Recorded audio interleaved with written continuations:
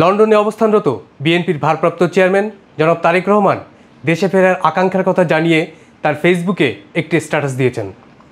দর্শক, আপনারা জানেন যে বিএনপির চেয়ারপারসন বেগম খালেদা জিয়া তিনি গুরুতর অসুস্থ। তাকে গত রোববার রাজধানীর এভার কেয়ার হাসপাতালে ভর্তি করা হয় এবং গত 2 দিন তিনি সিসিইউতে রয়েছেন। তার শারীরিক অবস্থা সংকটময় বলে জানিয়েছেন বিএনপির মহাসচিব মির্জা ফখরুল ইসলাম আলমগীর।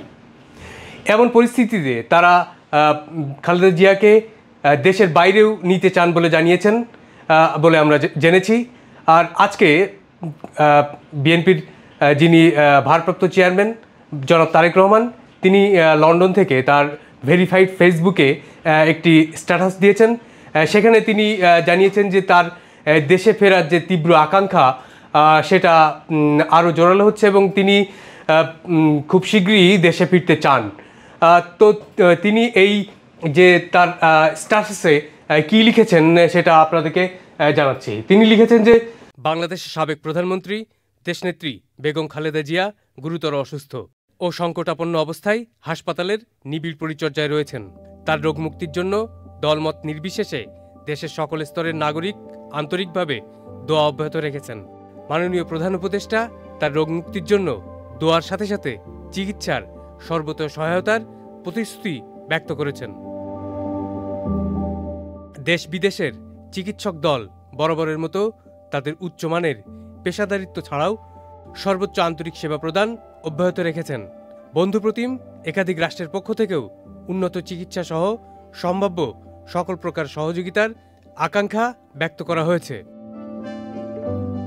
সর্বজন শ্রদ্ধেয় বেগম খালেদা জিয়ার প্রতি সকলের আন্তরিক দোয়া ও ভালোবাসা প্রদর্শন করায় জিয়া পরিবারের পক্ষ থেকে সকলের প্রতি আন্তরিক ধন্যবাদ ও গভীর কৃতজ্ঞতা জ্ঞাপন করছি।